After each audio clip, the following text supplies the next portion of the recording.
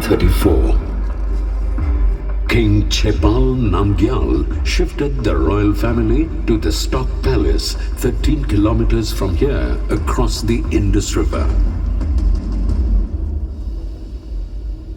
The final blow came in 1842 when General Zorawar Singh again made a surprise attack that ended the rule of the Namgyal dynasty. Lechenpal Khan finally fell to the control of the Dogra ruler Maharaja Gulab Singh.